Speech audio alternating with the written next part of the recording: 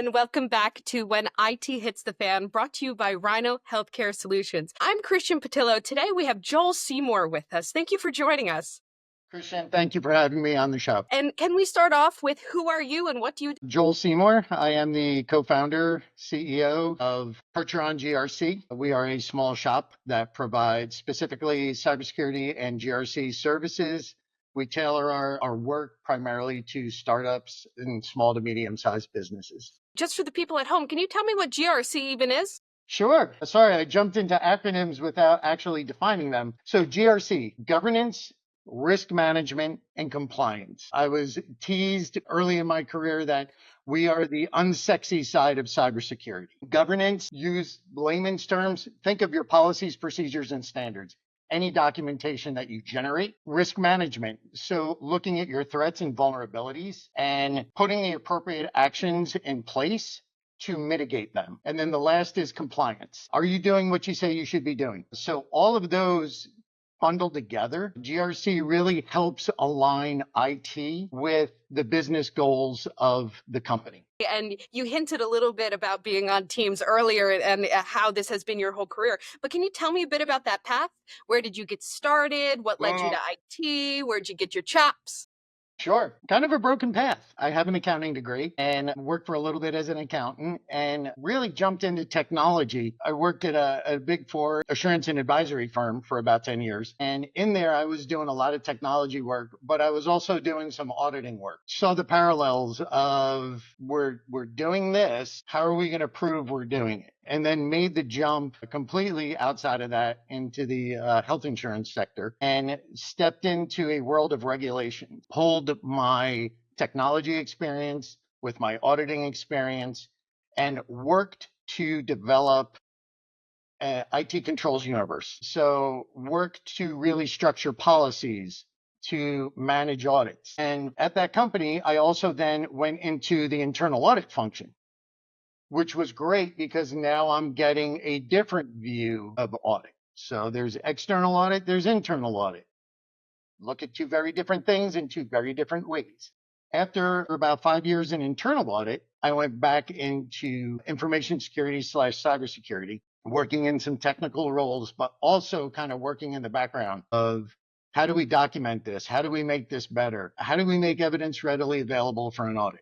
And worked through and worked my way up from identity and access management, security operations, finally taking over a formal risk team and building out a risk program. Not knowing really what I was getting into, but thoroughly enjoying every step of the way. And what are some red flags when you're stepping into a new project that immediately tell you that it is time for them to get serious about any aspect of GRC? What are some, let's say, symptoms that you can come in and cure?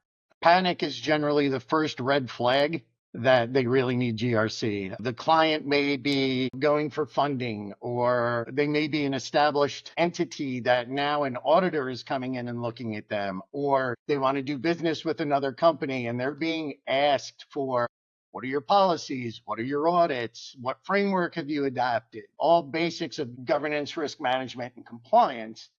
And they just panic. So panic is a big factor. The other red flags is if you ask them, how are you, what are you doing for cybersecurity? And there's a long pause. It's not that they're not doing anything, double negative. I know that's bad. They most likely are doing some aspects of cybersecurity, but it's not foremost in their mind. I would say those are the two biggest red flags when I'm stepping into an engagement or into a project around how mature are they with their GRC? And perhaps those are for when the house is on fire. Is there any situations that you've seen more than once where they actually think that they're doing a good job at GRC, but perhaps they're making a common mistake that people fumble over again and again? What are those that you see? There have been cases where the company or the entity has said to me, we're doing it, we just want to know how well we're doing it. And when you look at a readiness assessment or a gap assessment, and my first question to them will be, I'm super excited for these engagements. What framework are you using? And they look at you and they go, framework?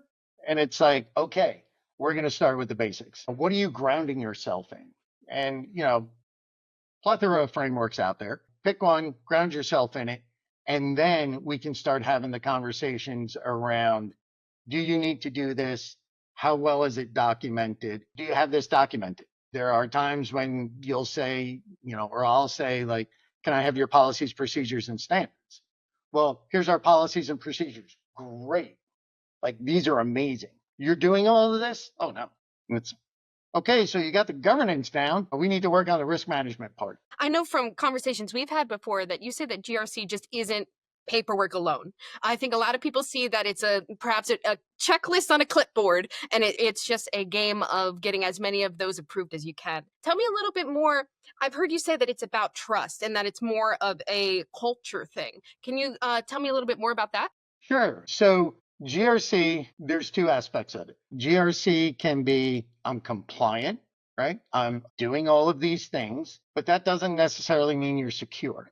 That just means you're passing audits. That doesn't mean passing an audit does not innately make you secure, because every entity is unique and every entity has different threats. To complicate matters, the threat landscape changes. Today, it's, they're knocking on your website, right? They're attacking your cloud infrastructure. Tomorrow, they're going with phishing. And being able to understand how the threat landscape is changing, understanding how your efforts and focus need to change, that is all critical. That can't be handled in a paperwork exercise. The paperwork, I will say the policies, the procedures, the standards, that allows you to have continuity in the midst of change. So if this engineer leaves, great. When the next engineer comes in, here's everything that I need to do in order to fulfill our risk management and our compliance. Definitely not a paperwork exercise. So, paperwork in and of itself is great, but if you're not following it up with the actions that you're committing to, you're actually opening yourself up for liability. Again, in our first conversation together, you said another thing that I loved, which is that built in is better than bolted on. I wrote it down in my notebook, and I would be lying if I said I haven't quoted it a couple times in different meetings. Could you walk me through that philosophy? Absolutely. I'll use the analogy of a car. So I go to the dealership and I buy a car. Say I live in a hot climate. The dealer says, hey, I have this car on the lot, but it's got crank windows and it doesn't have air conditioning. So you can have this car now and drive off the lot with it, or you can wait 2 weeks and I can get you the exact same car with power windows and with air conditioning. So given that context, the built-in is, hey, I'm going to go with full meal deal. I'm going to wait the 2 weeks. I get it. It's going to take me a little bit longer, but I'm going to have a car that the car manufacturer certifies the air conditioners work and the windows work. And if there's a problem, they're covered. The bolt on is just give it to me now. But want to get driving. 2 weeks later, I say, oh, yeah, I really need air conditioning. So now I have to go and I have to find somebody to retrofit it. May avoid my warranty with the car. Not sure how well it's going to work. And it's going to be 6 weeks to do this. Bringing that back to IT, and specifically for GRC, if you start with a framework and if you start with documenting as you go along, and if you start with, hey, these are the right things we need to do, and it's not going to be an extensive list initially, but it also then builds that habit of every time we do something, let's look at our framework and see why we're doing it. So much easier than getting an audit or getting a request for an audit and having to scramble and put everything in place, because people are already used to doing things a certain way. It may or may not be right. So that's my whole spiel around start from the beginning, right? Build your foundation, grow it from there. And you've warned about chasing 100% of the bare minimum, and how a lot of people, you're basically, you were a soundboard. I took so many little quotes out of our pre-talk. I give credit of 100% of the bare minimum to Sean Murphy. I reported to Sean, and that just stuck with me ever since. Yeah, so 100% of bare minimum, that's a starting point. And unfortunately, organizations say, hey, I'm going to do 100% of the bare minimum, and then they stop there. And this is where your risk management really needs to come in, because in your risk management portion of GRC, you're looking at your threats and vulnerabilities, and you're looking to mitigate those. 100% of the bare minimum will get you compliant. Doesn't necessarily mean that you're secure because, again, the threat landscape is nuanced. Vulnerabilities are nuanced. Your organization is nuanced. And these all change. So, yeah, 100% of the bare minimum, it's a starting point. Most likely it will get you to pass audits, but it's not a landing zone. It's where you want to start, not where you want to end up. Before you founded Percheron GRC, I know that you've had some pretty lofty positions at very, very large companies. And now you're working for the little guy, though. You're taking that expertise and bringing it to people who honestly may never have had the experience of being in such a large ship. Can you tell me a little bit more about like the different weight classes of the boxers and what to expect? Tell me what it's like to work for the huge guy and how is it different for the little guy? I will say that working for one of the big guys, things tend to move a little more slowly and it's more regulatory work. It's this is what we need to do. There's a reference back to 100% of the bare minimum. You know, what does the standard say we need to do? What does the framework say we need to do? So it's actually it's an opportunity, but it's also a challenge. And the reason why I say that is because as a GRC practitioner, you need to be able to convey this is why we need to either do 100% of the bare minimum just because the threat isn't there, right? The juice isn't worth the squeeze, or we need to up our game because I know it says this, but our threats are way up here and we need to up our game. Working with smaller entities, it's much more agile and it is way more kinetic and much more dynamic. When I would go in and say, here's the framework that you agreed that you were going to work on. Here are the controls. This is what I think you need to do. There's a bias towards action. There's a how do we do it?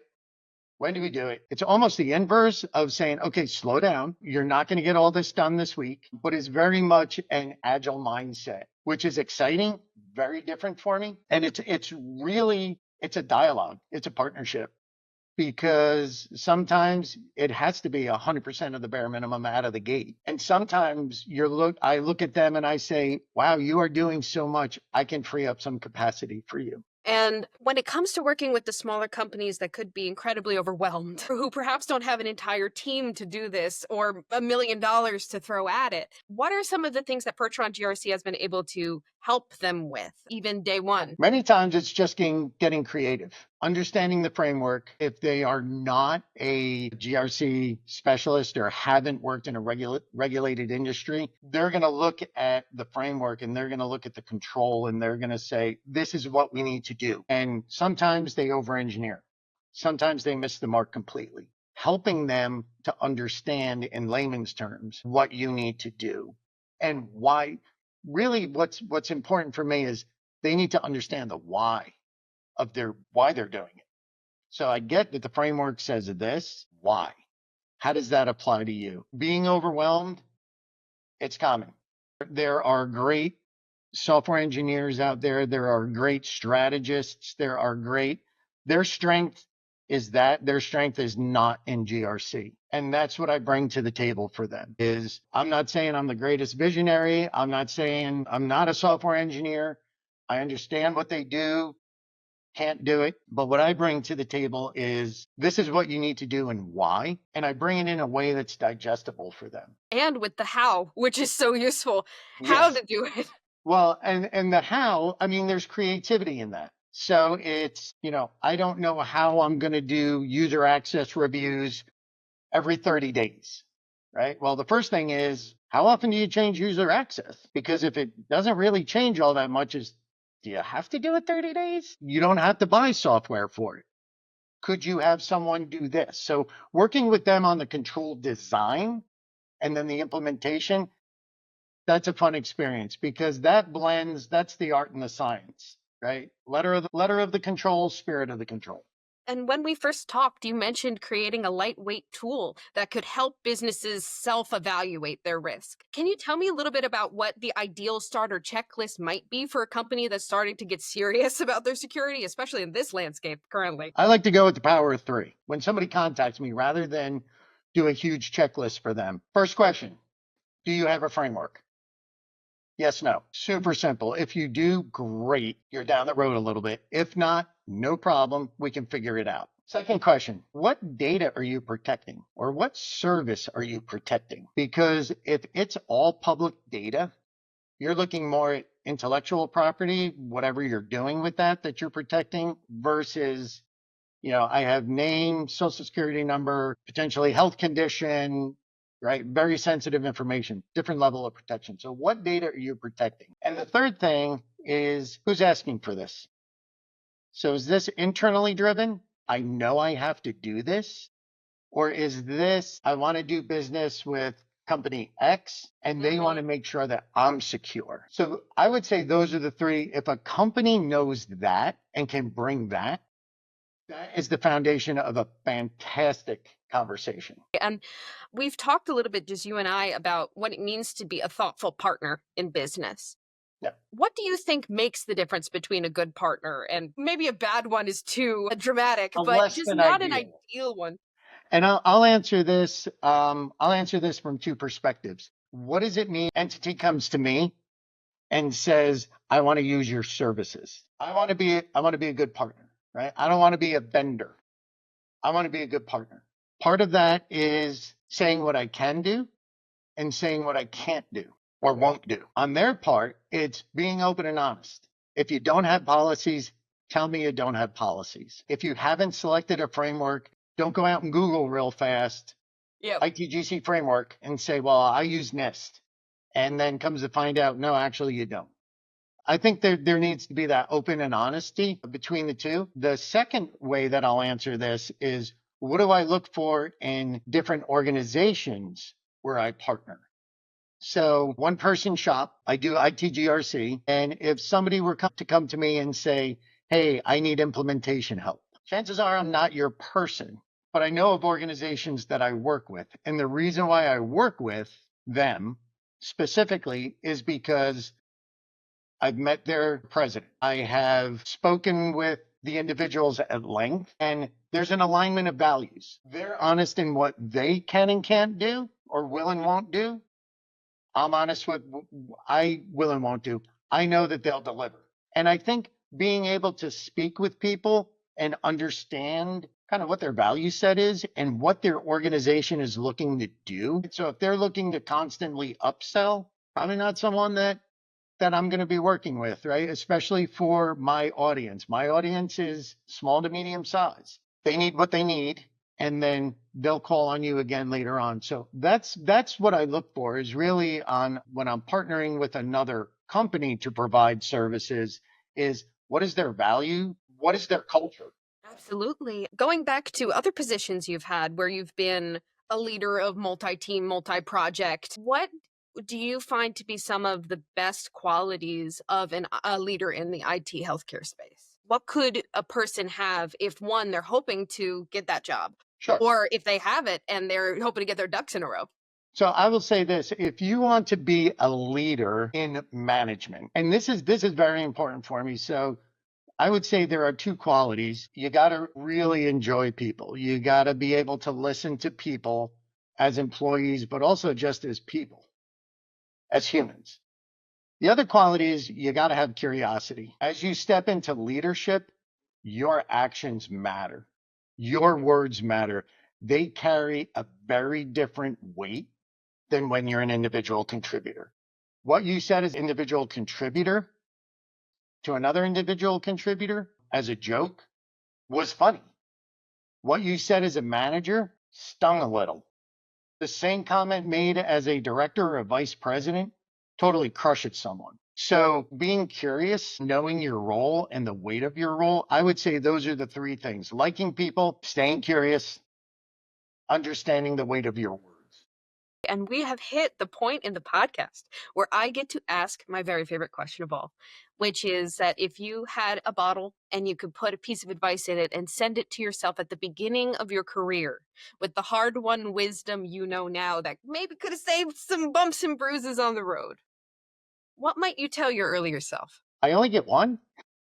There's No, so you much. can give me the There's so grocery list. much. Give I me the will, grocery list. I need every bit. Yeah, I will, hold on. I'm gonna interrupt. I asked this question because I have a little list in the background hoping to learn. So do tell me anything you want to say. I think the first bit of advice that I would give to young Joel is don't be afraid to step into management roles.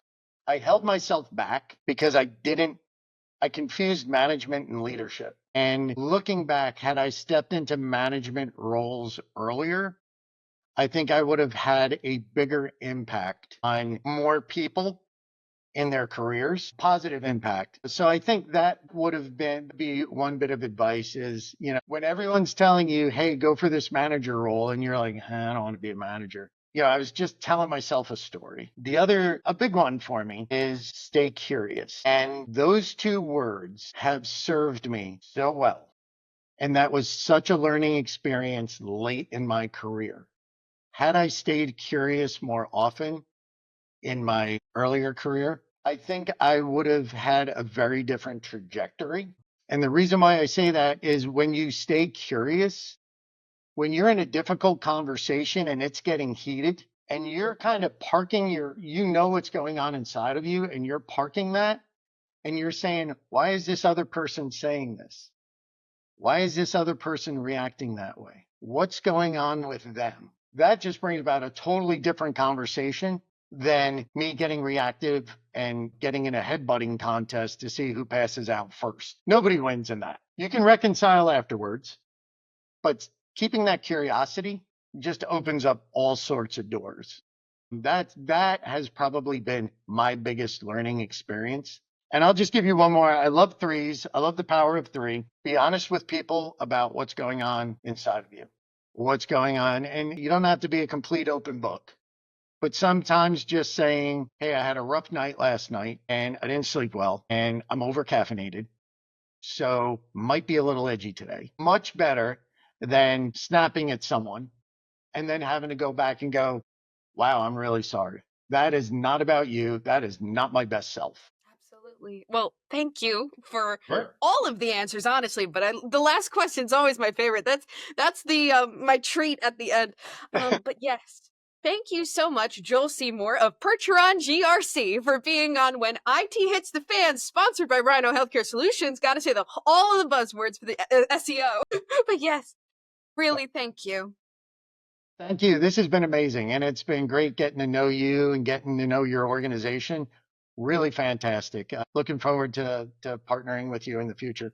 Absolutely. And for the people at home, if there's any way that they want to contact you after this, how might they find you on the wide world of the web? Two ways to contact me is either through LinkedIn. So you can look up Percheron GRC on LinkedIn, or you can look me up on LinkedIn, Joel Seymour. The other way to contact me is by email, joel.seymour@percherongrc.com. Excellent. And so this has been When IT Hits the Fan. Thank you all for watching, and we'll be back next week with another expert in our field.